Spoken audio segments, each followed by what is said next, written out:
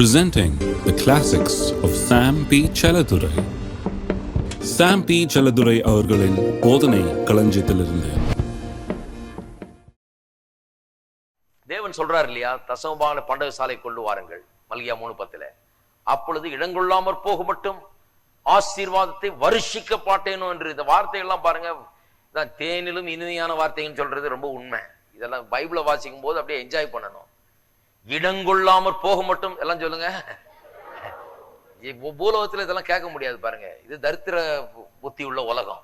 எல்லாம் தரித்திரத்திலேயே தான் யோசிச்சுட்டு இருப்பான். இங்க எதுவும் கேட்கணும்னா கோயிலுக்கு இங்க வந்தீங்கன்னா தான் கேட்க முடியாது. அதனாலதான் இங்க வர்றது ரொம்ப முக்கியம். இடங்கொள்ளாமற் போக மட்டும், எனக்கு அதான் பைபிள் பாருங்க அவ்வளவு பிடிக்குது. இடங்கொள்ளாமற் போக மட்டும் ஆசீர்வாதத்தை வருஷிக்க பண்ண மாட்டேனோ என்று. என்ன மாதிரி வார்த்தைகள் பாருங்க. ஒரு அபண்டன்ஸ், ஒரு நிறைவு, ஒரு ஏராளம், தாராளத்தை அங்க கர்த்தர் சொல்றாரு. இதை பற்றிலாம் நிறைய சொல்ல வேண்டியது இருக்கு பாருங்க. ஏராளம், தாராளம், நிறைவு, இதுதான் கர்த்தர் நமக்கு தர விரும்புகிறார். அதெல்லாம் தர விரும்புகிறதுனா என்ன? அது அந்த வசனத்தை தான் இருக்கு. நிறைய பேருக்கு மல்கியா 3:10 கொஞ்சம் தசம்பாகத்தை பற்றி பேசுதுங்க. அது அங்கதான் நிறைவும் இருக்குது, அங்க ஏராளம் இருக்குது, வருஷிக்கிறது அங்கதான் இருக்குது, இடங்கொள்ளாமற் போக மட்டும் வர ஆசீர்வாதம் எல்லாம் அங்கதான் இருக்குது. அதெல்லாம் அதோட போட்டு இணைச்சு வச்சுட்டாரு. தசமபாகத்தை போட்டு இணைச்சு வச்சுட்டாரு. தசமபாகத்தை கொண்டு வாருங்கள், கொண்டு வந்தாதான் அங்க கேட்டே திறக்குதுங்கிறாரு. இருக்கீங்களா? நிறைய பேர் சொன்னாங்க, ஆண்டவர் என்னங்க கண்ணு திறப்பாரு. கண்ணு திறக்கிறதா? அது பரலோகத்தை திறந்து கொட்டுறேங்கிறார். இருக்கீங்களா? பரலோகத்தை திறந்து கொட்டுறேன்றார். இவங்க சொல்றாங்க, ஆண்டவர் கண்ணு திறக்காதா? என் கஷ்டத்தை பார்க்க மாட்டாரா? எனக்கு ஏதாவது செய்ய மாட்டாரா? செய்ய மாட்டாரான்ல ஆண்டவர் ஏற்கனவே சொல்லிட்டாரு, வருஷிக்க மாட்டேனோ என்று என்னை சோதித்து பாருங்கள், என்னை டெஸ்ட் பண்ணி பாரு, இது ஒர்க் பண்ணுதான் பார். வேற எதை குறித்து நாம் ஆண்டவரை சோதிக்கவும் முடியாது. இதை பற்றி சொல்றாரு, என்ன நீ டெஸ்ட் பண்ணி பார், இது வேலை செய்தா செய்யலையா என்று என்னை நீ சோதித்து பார். கொண்டு வா தசமபாகத்தை, அப்பொழுது நான் வானத்தின் பலகணிகளை, வானத்தின் பலகணி பால்கனி இல்ல, வானத்தின் மதகுகளை திறக்கிறார். வானத்தின் மதகுகளை திறந்து இடங்கொள்ளாமற் போக மட்டும் ஆசீர்வாதத்தை வருஷிக்க பண்ணுவேன் என்று அவர் சொல்லுகிறார். அப்ப இதை குறித்து நாம் இன்னும் அதிகமா அறிந்து கொள்ள வேண்டியது இருக்குது. ஏன்னா இதுலதான் விஷயமே இருக்குது. நம்முடைய நிறைவு, நம்முடைய ஆசீர்வாதம், நம்முடைய வாழ்க்கையின் பெருக்கம், நம்முடைய வாழ்க்கையில வளர்ச்சி, பொருளாதார வளர்ச்சி எல்லாம் இதுல அடங்கி இருக்கு பாருங்க. அதனாலதான் இந்த வசனத்தை ரொம்ப கவனிக்க வேண்டியதா இருக்குது. நம்ம அதனாலதான் ரொம்ப பிரசங்கம் பண்ண போறோம் இதை. ஏனென்று சொன்னால் உங்களுடைய எதிர்காலம் இதில் அடங்கி இருக்கிறது. உங்களுடைய எதிர்கால வளர்ச்சி அதில் அடங்கி இருக்கிறது. வாலிபர்களுக்கு சொல்லிக் கொள்றேன், இன்னைக்கு வேலை செய்யாம இருக்கலாம், நீங்க இன்னைக்கு படிச்சுட்டு இருக்கலாம். ஆனா நான் சொல்றேன், நாளைக்கு நீங்கள் நன்றாயிருக்க வேண்டும் என்றால் இந்த காரியங்களை நீங்கள் புரிந்து கொள்ள வேண்டும். ஆசீர்வாதத்தை தேவன் இதோட இணைத்து வைத்து விட்டார் பாருங்க. ஆசீர்வாதம் கர்த்தருக்குள்ள இருக்குது. கர்த்தரை குறித்த வாஞ்சை, கர்த்தரை நேசிக்கிறது, கர்த்தருக்காக வாழுகிறது, கர்த்தருக்கு என்று நம்ம அர்ப்பணிக்கிறது, கர்த்தரை விசுவாசிக்கிறது, விசுவாசத்துல செயல்படுகிறது, விதைக்கிறது, அறுக்கிறது, இதுலதான் ஆசீர்வாதத்தை கர்த்தர் அப்படியே பிணைத்து இணைத்து வைத்து விட்டார். தனியா ஒண்ணும் கிடையாது ஆசீர்வாதம். நீங்க வந்தீங்க, கொஞ்சம் ஜெபம் பண்ணீங்க, கொஞ்சம் ஆசீர்வாதம் வரட்டும் அப்படின்னா அப்படி ஒண்ணும் வராது. இங்க வந்து அப்படிதான் போதிப்போம். போதித்து இதை செய்தால்தான் ஆசீர்வாதம் உண்டு என்று கர்த்தர் சொல்லுகிறார். ஆகவே விதைப்பு அறுப்பை குறித்து இன்னும் சில காரியங்கள் நாம் புரிந்து கொள்ள வேண்டியது இருக்குது. அதை நான் ஒன்றொன்றாக சொல்லிக் கொண்டு வருகிறேன். அற்புதமான காரியங்கள், விதைப்பு அறுப்பை குறித்து நம் கண்ணை திறக்கக்கூடிய சில காரியங்கள். ஒன்று, அது என்னவென்றால் உங்களுடைய விதை. அது என்னது? எதை விதைன்னு சொல்றோம் நம்ம? விதை என்பது தேவன் நமக்கு கொடுத்திருக்கிற எதுவா இருந்தாலும் சரி, அது ஒரு விதையை போல நம்ம ட்ரீட் பண்ண வேண்டும். தேவன் நம்முடைய கரத்திலே, நம்முடைய வாழ்க்கையில இன்றைக்கு கொடுத்திருக்கிற எல்லாமே ஒரு விதையை போல கொடுத்திருக்கிறார். அதை வைத்துதான், அதை நம்ம என்ன பண்ண போகிறோம் என்கிறது வைத்துதான் நம்முடைய எதிர்காலம் அதுல அடங்கி இருக்கிறது. நம்முடைய வருமானம் ஒரு விதையை போல இருக்கிறது. நம்முடைய எல்லாமே ஒரு விதையை போல இருக்குது பாருங்க. நம்முடைய எண்ணங்கள் விதை, நம்முடைய அன்பு ஒரு விதையை போல உபயோகப்படுத்தலாம், நம்முடைய நேரத்தை விதைக்கலாம், நம்முடைய பொறுமையை விதைக்கலாம், நம்முடைய இரக்கத்தை விதைக்கலாம், நம்முடைய நன்மை செய்கிற அந்த காரியங்களை நாம் விதைக்கலாம், பணத்தை விதைக்கலாம், ஜெபத்தை விதைக்கலாம், நன்றியை விதைக்கலாம், இப்படி எல்லாத்தையும் விதைக்கலாம். எண்ணம் முதற்கொண்டு, அன்பு முதற்கொண்டு, நேரம் முதற்கொண்டு, பொறுமை முதற்கொண்டு, இரக்கம் முதற்கொண்டு எல்லாம் ஒரு விதையை போலதான் கர்த்தர் கொடுத்திருக்கிறார். இருக்கீங்களா? அன்பை விதைக்கிறோம், அன்பை அறுக்கிறோம். அப்ப கர்த்தர் நமக்கு கொடுத்திருக்கிற ஒன்று விதை என்பது கர்த்தர் நமக்கு கொடுத்திருக்கிற ஒன்று. அதை வச்சு வேலை செய்ய சொல்றார். கர்த்தர் உள்ள அன்பை ஊற்றி இருக்கிறார், அன்பை கொடுத்திருக்கிறார். நம்முடைய குடும்பத்திலே, நம்முடைய வாழ்க்கையிலே அன்பை பிறப்பிப்பது என்பது நம்முடைய கருத்துல தான் இருக்குது, நம்முடைய கையில தான் இருக்குது. அன்பு எப்படி பெருக்கெடுத்து ஓட போகிறது என்பது நம்முடைய கருத்தில் அடங்கி இருக்கிறது. நாம் அன்பை விதைத்தால் அங்கு அன்பு பிறப்பிக்கப்படும், அன்பு விளைச்சல் உண்டாகும். இரக்கத்தை விதைத்தால் இரக்கத்தின் விளைச்சல் உண்டாகும். நேரத்தை விதைத்தால் அதுக்கேற்ற விளைச்சல் உண்டாகும். நீங்க சொல்லலாம் என்கிட்ட ஒண்ணுமே இல்லைங்க, மனசுல உறுதி இருக்குதா? இன்னைக்கு டெனாசிட்டி, மனசுல ஒரு ஆழமான ஒரு வேர். நான் நிச்சயமாக இந்த வாழ்க்கையில கர்த்தருக்காக நான் வாழ்ந்து கர்த்தருடைய நோக்கங்களை நான் நிறைவேற்றுவேன், வாழ்க்கையில உயருவேன், என் வாழ்க்கையில ஒரு பெருக்கம் ஏற்படும், இந்த பிரச்சனைகள் எல்லாம் நான் மேற்கொள்ளுவேன் என்கிற ஒரு உறுதி. நீங்க சொல்லலாம் ஒண்ணுமே இல்லைங்க, எல்லாம் போச்சுங்க. ஒரு உறுதி உள்ளத்தில் இருந்தால் அதுவே ஒரு விதை, பாருங்க, அதை விதையுங்கள். ஆகவே நான் சொல்லுவேன், இந்த விதை என்பது உங்களுடைய எதிர்கால நல்வாழ்வை நிர்ணயிக்கும்படியாக கர்த்தர் உங்களுக்குள்ளே இன்றைக்கு வைத்திருக்கிற ஒன்றுதான் விதை.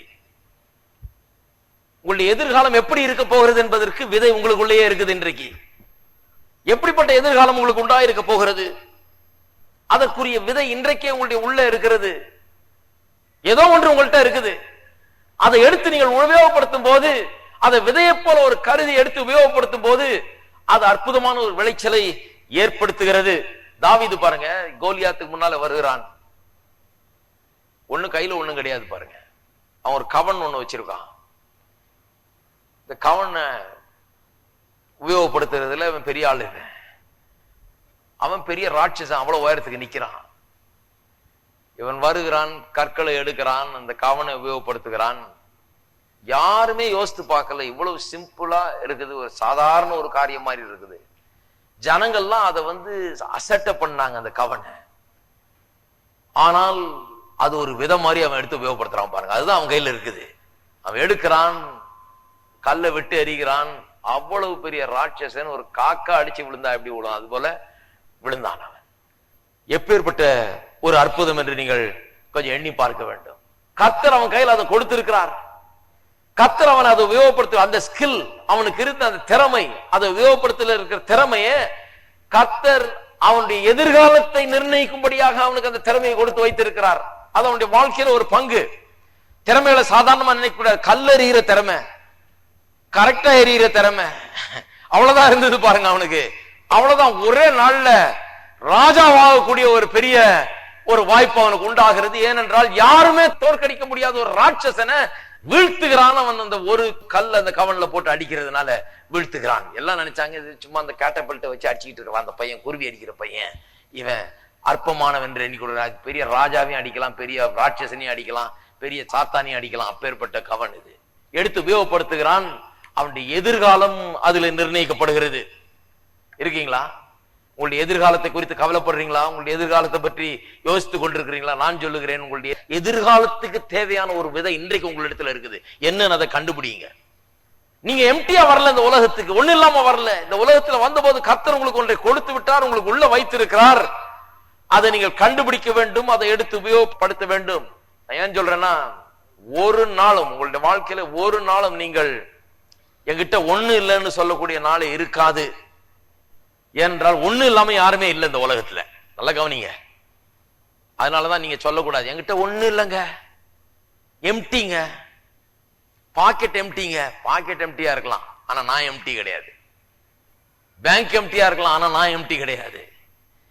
இந்த உலகத்துல ஒரு மனுஷனும் என்னிடத்துல ஒன்றுமே இல்லை என்று சொல்லவே கூடாது. ஏனென்றால் ஏதோ ஒன்று இருக்கிறது அந்த மனுஷனுக்குள்ள. ஏனென்றால் விதைப்பு அறுப்பு என்கிற பிரமாணம் இயங்கி கொண்டிருக்கிறது. அப்படிதான் எல்லாமே இயங்கி கொண்டிருக்கிறது. பூமியை உற்பத்தி பண்ணக்கூடிய பூமி பாருங்க, எதுவும் வெத்தி நிலம் இது ஒண்ணும் கிடையாது அப்படிலாம் சொல்ல முடியாது. உற்பத்தி பண்ண முடியாத கர்த்தர் பூமியை உண்டு பண்ணி இருக்கிறார். அந்த பூமி விதைக்காக காத்துட்டு இருக்கிறது. ஒரு மனுஷன் விதையை வைத்து இருக்கிறான், அவன் கொண்டு இதுல போட்டவன் இந்த பூமி அற்புதமா விளைச்சலை ஏற்படுத்துகிறது. அதுக்கு சில காரியங்களை பண்ணா போதும், அது வேலை நடக்குது. கர்த்தர் அப்படி உண்டாக்கி விட்டார் அதை.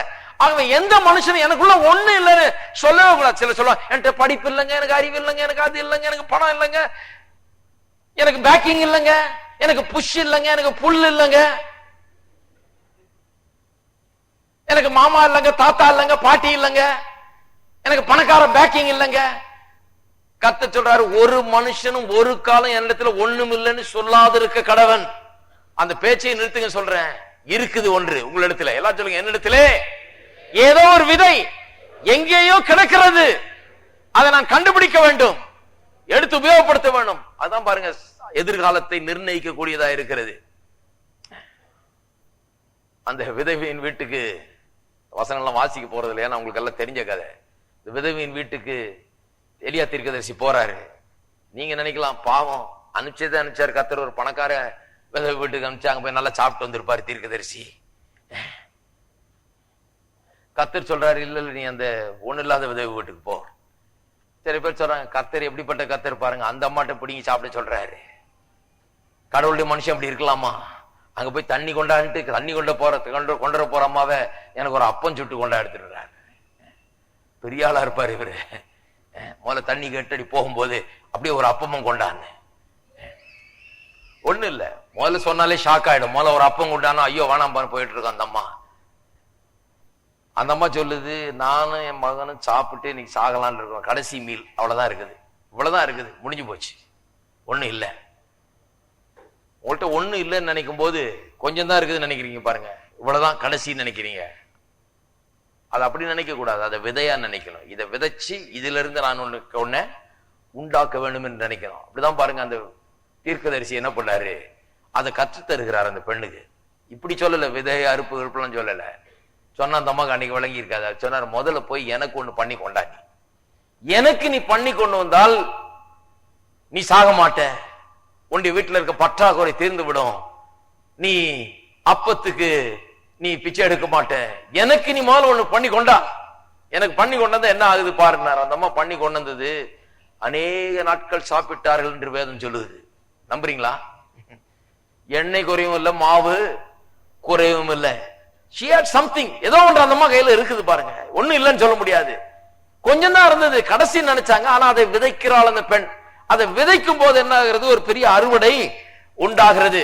நான் சொல்லுகிறேன், வெறும் அந்த மாவும் எண்ணெயும் மட்டும் இல்ல அந்த அம்மா கிட்ட இருந்தது. நல்லா கவனிங்க, அந்த அம்மா கிட்ட தேவனுடைய தீர்க்கதரிசி சொல்லக்கூடிய வார்த்தைகளை கேட்கக்கூடிய காது இருந்தது. இந்த ஆள் தேவனுடைய மனுஷன், இவர் சத்தியத்தை பேசுகிறார் என்று பகுத்தறியக்கூடிய உள்ளம் இருந்தது. கீழ்ப்படியக்கூடிய இருதயம் இருந்தது. இது எல்லாமே விதைதான். நீங்க ஒண்ணுமே இல்லைன்னு கூட வச்சுக்கோ, இன்னைக்கு கையில ஒண்ணுமே இல்ல, சல்லி காசு இல்லைங்க, என்னத்தை விதைக்கிறது? நான் சொல்லுகிறேன், கேட்கிறதுக்கு காது இருக்குதா? ஹலோ, சத்தியத்தை கேட்கக்கூடிய காதுகள் இருக்கிறதா? பகுத்தறியக்கூடிய மனது இருக்கிறதா? எது சத்தியம் எது சத்தியம் இல்லைன்னு இன்றைக்கு உட்கார்ந்து கொண்டிருக்கிறீங்க. ஒருவேளை நீங்க சொல்ல, என்கிட்ட ஒண்ணுமே இல்லையா, நான் எம்டி, என்கிட்ட ஒண்ணுமே கிடையாது. நான் சொல்லுறேன், என்று கேட்டுக்கொண்டிருக்கிறீர்கள். நான் விதைக்கிற விதை உங்களுக்குள்ள போய் கொண்டிருக்கிறது. உங்களுக்கு காதுகள் இருக்கிறதா? பகுத்தறியக்கூடிய மனது இருக்கிறதா? கீழ்ப்படியக்கூடிய உள்ளம் இருக்கிறதா? இதை வச்சு ஒண்ணு பெருசா வரும் பாருங்க. இந்த கேட்கிற வார்த்தைகள், பகுத்தறியக்கூடிய மனது, கீழ்ப்படுகிற உள்ளம், இவைகள் உங்களுக்கு பெரிய ஆசீர்வாதத்தை உருவாக்கக்கூடும். ஒண்ணுமே இல்லாம, ஒரு சல்லி காசு இல்லாம இருக்கலாம், கேட்டா போதும், பகுத்தறிந்து இது சத்தியம் பிடித்து கொண்டால் போதும், கீழ்ப்படிந்தால் போதும், அது ஒரு பெரிய விளைச்சல் உண்டாகும். கீழ்ப்படிதல விதைதான், கேட்கிறதே விதைதான், பகுத்தறிவே விதைதான். இன்றைக்கு இங்க உட்கார்ந்து கொண்டிருக்கிறீர்கள், நேரத்தை செலவழிச்சு கொண்டு எங்கெங்கோ வந்திருக்கீங்க, கூட்டத்துக்கு வந்திருக்கீங்க, உட்கார்ந்து கொண்டிருக்கிறீங்க. நீங்க நினைக்கிறீங்களா அது வேஸ்ட்? கிடையாது.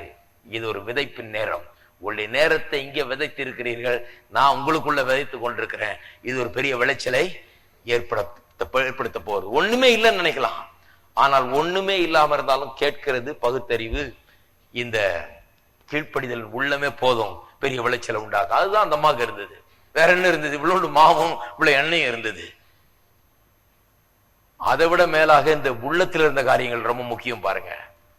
அந்த அம்மா அதை உபயோகப்படுத்தணும்னா அன்னைக்கு ஒரு பெரிய ஒரு மாற்றம் அந்த அம்மாவுடைய வாழ்க்கையில் உண்டானது. தினந்தோறும் அற்புதத்தை அனுபவிக்க ஆரம்பித்தார்கள்.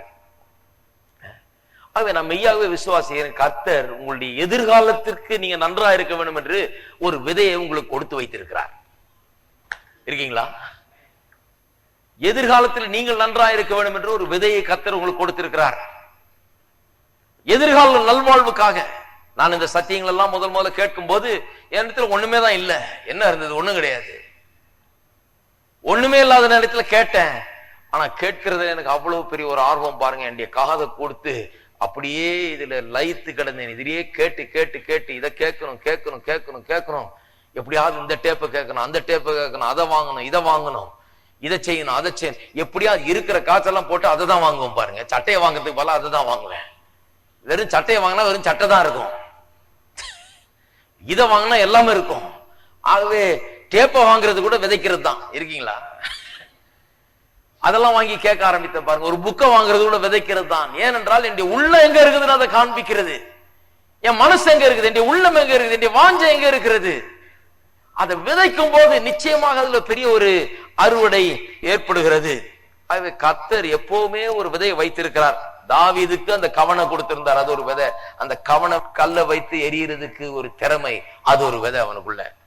இந்த விதவை பெண்ணுக்கு இவ்வளவு மாவி இவ்வளவு எண்ணெயும் மட்டும் இல்ல, உள்ளத்துல ஒரு கேட்கக்கூடிய காதுகளையும் பகுத்தறியக்கூடிய மனதையும் கீழ்ப்படியக்கூடிய இருதயத்தையும் கொடுத்திருந்தார். நான் சொல்லுகிறேன், இன்னைக்கு நாம பிரசங்கம் பண்ணிட்டு இருக்கிறபடி விசுவாசிக்கு தசம பாகத்தை கொடுத்திருக்கிறார். அவன் சம்பாதிக்கிறத 10ல் 1 கொடுத்திருக்கிறார். கர்த்தர் சொல்றார், அதான் உன் விதை, உன்னுடைய எதிர்காலத்தை நிர்ணயிக்கக்கூடிய விதை.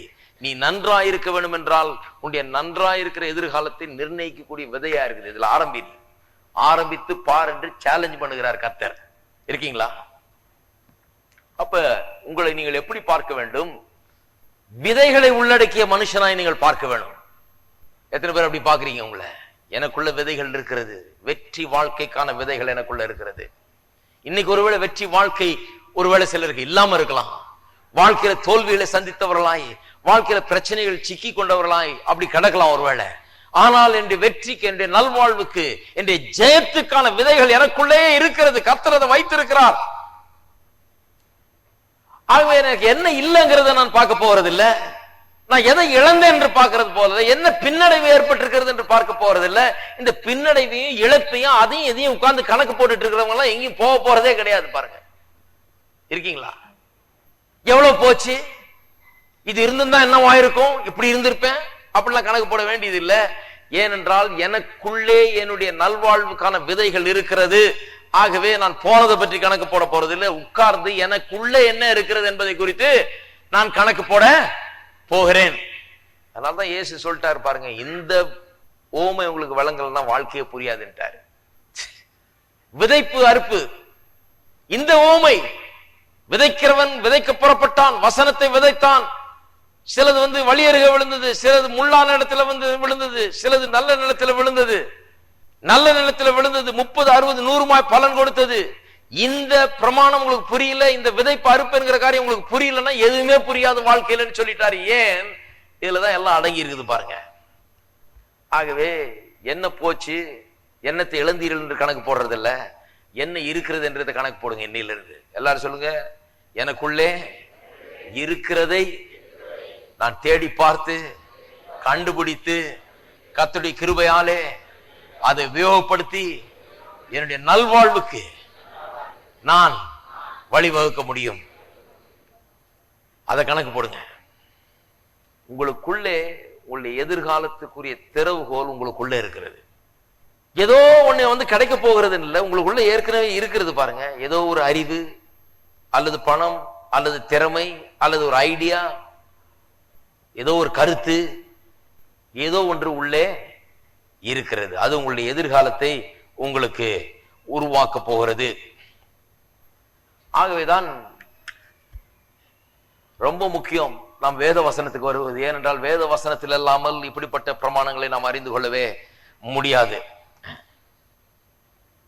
ஆகவேதான் கர்த்தர் சொல்றாரு, நான் உனக்கு ஒன்று கொடுத்திருக்கிறேன், அதை விதையா உபயோகப்படுத்து.